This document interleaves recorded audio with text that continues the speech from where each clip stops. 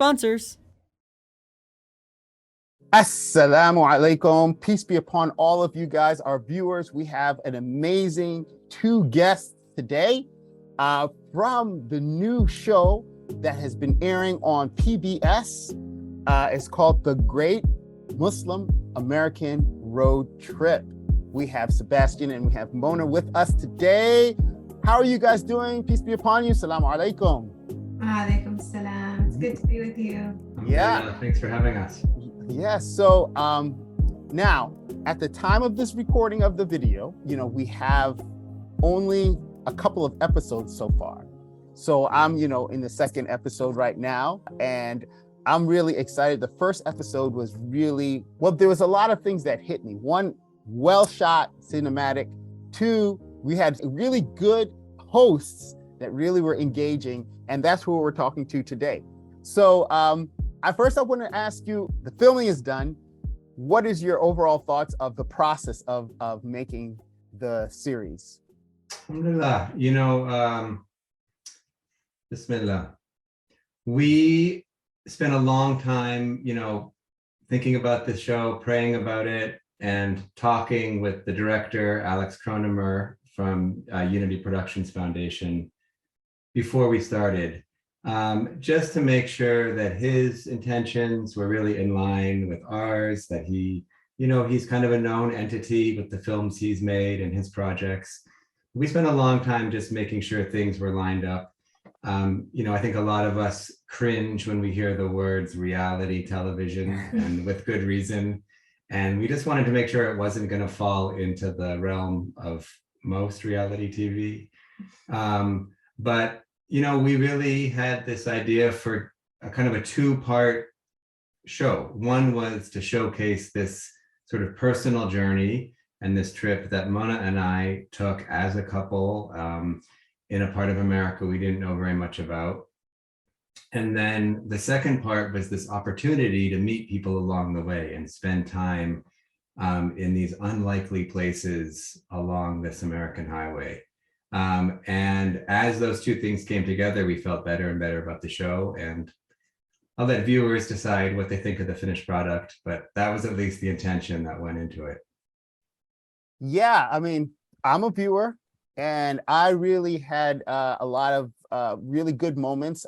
I think for those people who have never seen the show, I guess generally we are following you guys, a millennial Muslim, American Muslim couple on a cross-country road trip along historic Route 66. For those people who don't know about Route 66, it goes through a large part of the USA, correct? Yeah, it started in Chicago, which I felt in my heart was a beautiful place for us to start for personal reasons. My family, my parents, when they first emigrated to the United States, they started out in Chicago. So that was pretty cool for us to kind of start our journey there. And that's the technical beginning of Route 66. And then we traveled all the way through the heartland to the western, coast of the country, which is where Route 66 ends at Santa Monica Pier. So, for long, long stretches, we were like, we're not going to find any Muslims. But we were surprised along the way to meet incredible Muslims doing beautiful, beautiful work in their communities, people with just the most wonderful and remarkable stories and inspiring human beings, and for me, that was probably the best thing about doing this project was all the beautiful hearts we got to connect with. So that was an amazing experience. You had a lot of people throughout the journeys that they had such amazing stories. I think the overall purpose, basically what you said in the video itself, that you're following the Muslim thread woven through the fabric of our country. I thought that statement was really powerful. I guess what I want to ask is, like, for the viewers, like, what was the inspiration mainly for creating this? I guess was the goal mainly to show that Muslims, we've been here, we're not I guess, a foreign entity. We have a lot of history. I mean, what was the kind of the inspiration behind this creating this series?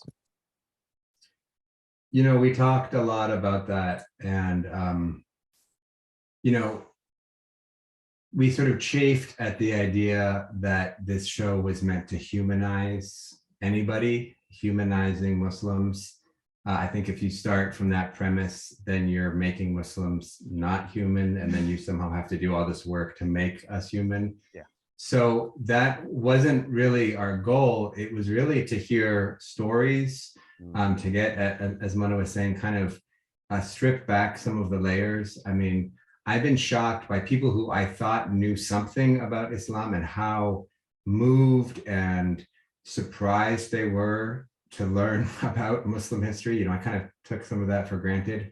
So to strip back some of those layers, as you say, to go back in time, one of the stars of the show is this Professor Edward Curtis, who we meet in St. Louis.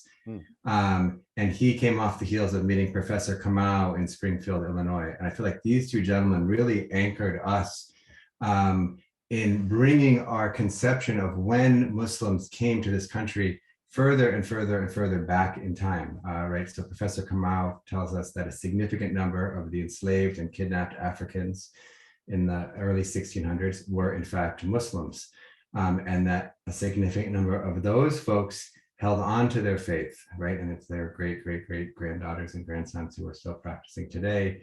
Edward Curtis talks about, you know, the next big wave of immigration in the 1800s.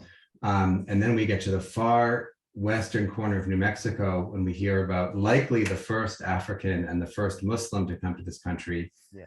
A guy named Mustafa Zamora, who was also an enslaved man from Morocco, who was traded between Spain and various native tribes, and just has this amazing story. And he's sort of, for better or worse, a Muslim Christopher Columbus in terms of his I wouldn't call him a Christopher Columbus. Well, I don't know about that. I like to keep them separate.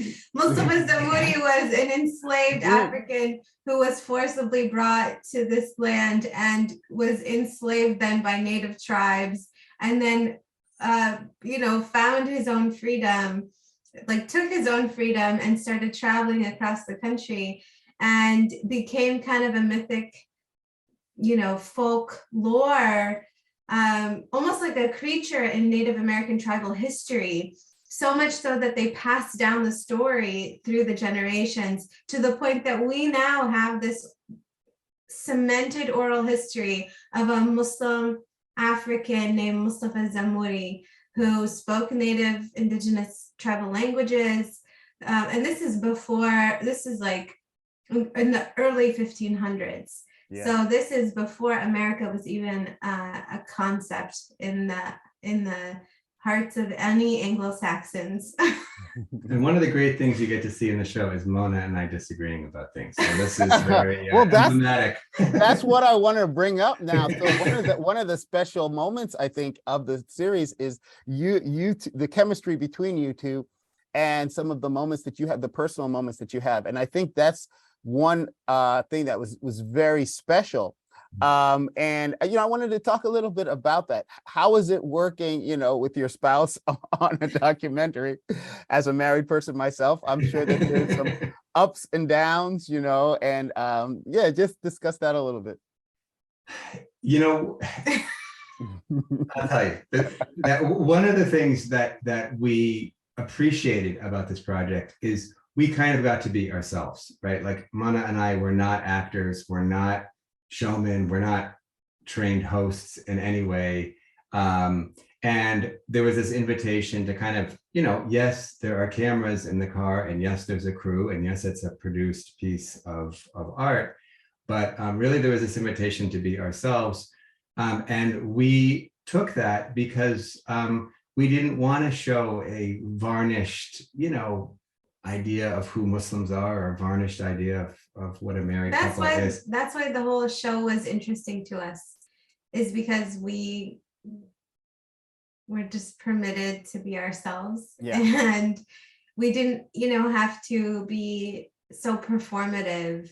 And that's just an exhausting exercise for I mean, you're a performer. You understand what it I is know. to Yeah. to take on the persona and to have people project ideas onto you about who you are. So for me, it was a real relief in a way to just be invited to be the novice, Yeah. you know, to be the one who doesn't know, rather than speak on behalf of all Muslims. Okay, now go. Yeah. You know, and for me, it was like, okay, let us turn the questions onto other Muslims and say, like, here, let's go talk to people. And you know, Sebastian had this idea in 2000, and Ask a Muslim was in 2015. And he had this idea to go out and talk to people on the streets of Massachusetts, where we were living at the time, in the wake of San Bernardino and the Paris attacks and all that was happening in the world. And he just wanted to go out and talk to people. And he did this Ask a Muslim booth. And this is kind of the opposite of that. This is, you know, us asking the questions, Right. and hearing the authentic and genuine stories of real Muslims out there in the world, rather than us just pontificating about different topics. Which would have been a very bad and boring show. Yeah. And I just want to say one thing about Mona. You know, she put out this single called Dog, right, a number of years ago. Yes. And Yes. similar to what we're talking about, like, I kind of said, oh, you know, why are you going to put this out? You know, Muslims are already under a microscope. You know, we're already demonized. Like, why are you going to talk about these kind of dark, dirty secrets? And her response was like, look, we have problems in our community, just like every other community. Yeah. We have these issues, and we don't do ourselves a service by just pretending to be perfect, by throwing these things under the rug. And this show is not nearly as heavy and intense as Mona's song, but it's sort of in that same vein of like, we don't really do ourselves or the world a service by just pretending, oh, being married is great and easy. Being Muslim, we're just like so perfect. Everybody's a professor and a doctor. I'm so normal. Right, exactly. And that's kind of what I mean about that humanizing thing. Like, that just ends up falling flat, you know, and unfortunately doesn't work, right? It just doesn't work. We end up in episode 2 in Tulsa, Oklahoma, right? Yeah. Kind of the perfect example of a community who could not have been more successful, right, in terms of materialism, fulfilling the American dream, you know, building family, building prosperity, right? Seemingly like this beacon of what's possible. And, you know, we all now know the consequence of that. So not to say that one shouldn't strive and achieve and be successful, but that's unfortunately not sufficient. No, it's not. To go against some of the things we're trying to address. So yeah, I think that was one of the, you know, things that as watching the show, you know, I realized that you know, as Muslims, sometimes I think we're beyond the narrative of oh yes, you know, you have to accept us. We're moving past that. You know, we are now want to let everybody know our stories, and you know, we're human beings. You know, we have mistakes, and I think what I wanted to get into next, what some of the things that in your music, I love how you intersperse some of the music that you have. By the way, I've been listening to your Mona, your music for a while, and you know, from Rap My Hijab, you know, all the way to the newer stuff. So I appreciate the weaving of, you know, your own art into the documentary, because that becomes part of the story. I guess my question to you is how, Mona, like for as an artist, being able to go from like mainly a musician who does kind of a performative thing when it comes to music videos, to something really more personal, you know, going into your personal lives with you and Sebastian as you go on this launch. I know there was one of the episode that talked a little bit about your anniversary, and so tell me about how that balance is as an artist moving into something a little bit more like reality based. Yeah, I think that was actually a little bit hard for me, because we're pretty private as far as I'm very introverted. You know, my artistic nature causes me to need a lot of quiet and reflection, and silence is just something I crave. And so for me to be on the road for 3 weeks with cameras and a lot of people, Yeah. that was challenging for just who I am, you know, on a day-to-day basis, because it's easy to like, you know, I started out in spoken word poetry, and it's easy to get up to a stage and go up to a microphone and just perform a poem that you've memorized and that you've workshopped with people you love and admire, who've helped you like create and craft this perfect thing. It's another thing to sort of just be vulnerable and share your personal life, you know, our marriage, my health things, my health conditions. And all of that comes up during the show. Yes. And, you know, that, you know, even the stuff about our anniversary, it's like, it's overwhelming in a way, you know, to have people see that, because there were certain moments where we were just like sitting on the steps, not necessarily even conscious of the cameras, and they're just filming, you know. So some of it is that like we're literally just sitting there, and then they turn the camera on and we are like just continuing to do what we were doing. Right. And now we have to like, were we doing that for real, or did we start being like less affectionate once the camera turned on? And like, you know, this like weird thing happens when you have camera on in your mind. Anybody who's been in front of a camera knows that there's this like very strange monologue that starts to go on in your mind, like, is this my good side? Is that, should I, should I? Anyway, the thing about, you know, being a performer and doing music and all that, for me, in a way, I think gave me a little more confidence and comfort, because I've done it. You know, I've been, you know, I grew up with you guys as role models. I grew up with watching Native Deen perform all over the world, and, you know, and you guys just made it always look so easy and fun. So I even mentioned you guys in the show at a certain point, and so for me, it's like, I know it can be real. I know it can be fun. I know it can be a good time, and I can just be myself while I'm doing it, you know. So that was a nice invitation, and it was still hard. It was still complex. Yeah. But yeah, the music gets woven in an interesting way. It was unexpected. We didn't go into the show with that hope or expectation, and they ultimately wanted that to be a part of the edit. Yeah. Which I was like, yeah, that's cool. I guess it's a part of our story. So yeah. Well, yeah, that's fascinating. And I love how you talked about how, because I'm an introvert, you know, we have our group, we have 3 different personalities. I'm an introvert. And just being able to balance that is very, very interesting, you know. I did want to talk a little bit about this quickly about the cinematography. I thought some of the cinematography was really good, really strong. I saw there was, like we were mentioning, there were some private moments where you had like your own, like, did you actually take that with your camera, or was that in the edit? Like where you, you know, you're talking as if like, this is my own camera. And I thought the both those two aspects were really cool. Yeah, I used my cell phone for a good portion, and iPhones are amazing now. All cell phone cameras are amazing now, and you can get really good quality picture as long as you're filming at the highest quality setting.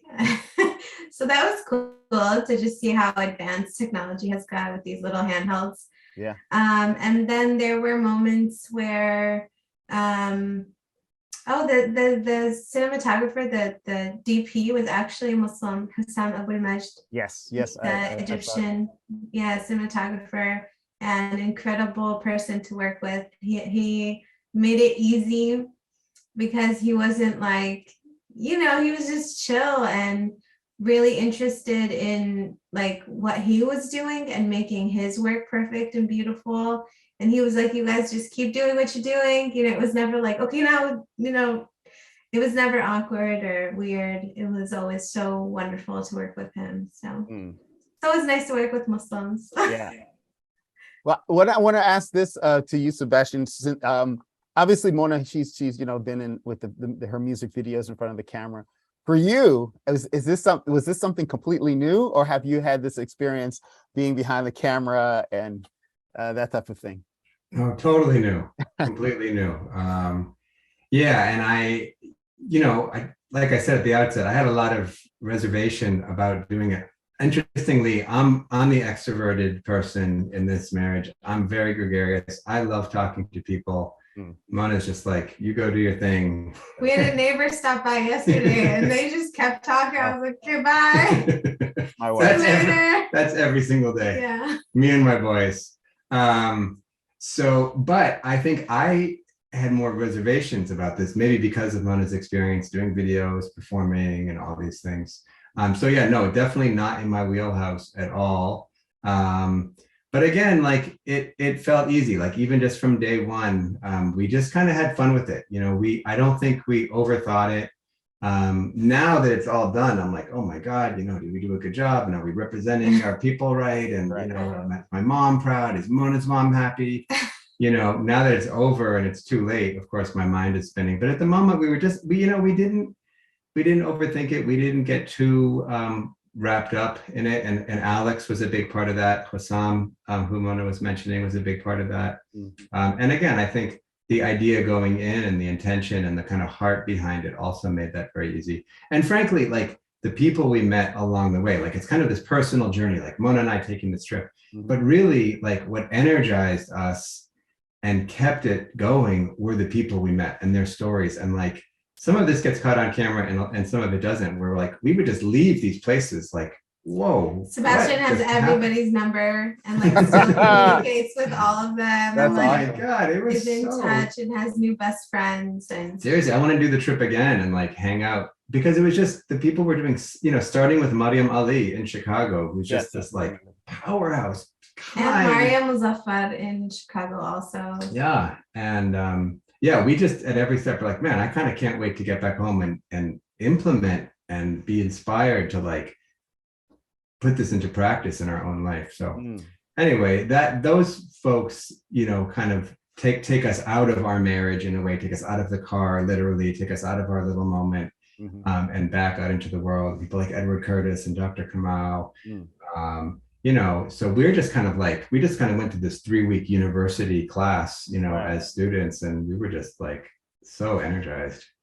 And you guys are giving that amazing experience to us on screen on PBS, which is amazing. It can be streamed online, right? There's at the time we're recording this video, there's 2 episodes out. I think there's another one coming up very soon. Yeah. Lastly, were there any moments that were really scary? Like, maybe, I don't know, other than I understand you went into a little bit about the health issues. Was that the only scary part, or were there other times where you're like, a little anxious? There were moments when I didn't want to get out of the car. Okay. There were definite moments where it was like, I don't know if hijab is like what I don't know. I don't know the dress code what people are, how people are gonna react. But so there were definitely those moments where the billboards and the bumper stickers were just very unfriendly and violent. And I had one small thing happen to me, of course, and it wasn't a big thing at all. But someone singled me out of the entire crew of people working and in the middle of filming. In the middle of filming, came up to me and just wanted to exchange a little bit. It's okay. I mean, it doesn't matter. The details are just because it's so dumb and stupid and small. But ultimately, for me, alhamdulillah, for me, I think safety comes from Allah. Yeah. And I think if you're deeply engaged with Al-Wakil, you're going to be safe. Al-Hafid, you're going to be safe. Al-Latif, you're going to be safe. And for me, those are just mantras that I take on when I'm traveling. And I make sure I say my dua and keep myself attuned to my intention and why I'm there and what I'm doing it for. Because even if those little moments come up where I'm not feeling safe or welcome or whatever it is, I can see that ultimately Allah's got me, and that I don't have to worry about what people are doing and what they're not doing, because I rely on Allah. Yeah. And hasbi Allah wa ni'mal wakeel, even in the midst of even the hardest moments, So on the road it wasn't too bad. It was actually pretty great most of the time. And I would say in a way it was enchanted, it was like, because we were around Muslims, we spent most of our time in masajid with Muslims who were serving their communities and doing incredible work. Like one community we happened to visit was called the Muslim Village out in Las Vegas. And this is like right off the Las Vegas Strip. You would never know this Muslim community was there, literally in the shadow of these like casinos and high rises. And then there's the Muslim Village, and there's Masjid al-Sabur, and you have the imam there and his wife Mama Nisa, who the community literally started because she saw a need in her community for fresh fruits and vegetables. And she went into her own pocket. She traveled back into her neighborhood after going to the grocery store, and she just gave away fruits and vegetables. And she kept doing that to the point that a community grew out of that practice. They were able to build a masjid. Mike Tyson actually donated. Mike Tyson donated to their cause, mashallah, and they were able to build a masjid and a community center and a library and some housing for, because it's so expensive out there. And all because Mama Nisa wanted to give some food away, and they still do a free farmers market. And and she recently passed away, Allah yarhamha. So just having the opportunity to meet people like that, even if little annoying or hardships happen along the way, I got to meet her. You know what I mean? It was like more than worth it. And I connected with her for a moment, and I will be inspired by her legacy for the rest of my life. Yeah, I think, just being able to, knowing the American Muslim community and how special, really, you go different places, different mosques, really meeting people. And I think this is something, a great invitation for the community at large to come, see, we have some amazing, really amazing people who are genuinely good people. See for yourself, what we're actually about, Right. Find out. Yeah.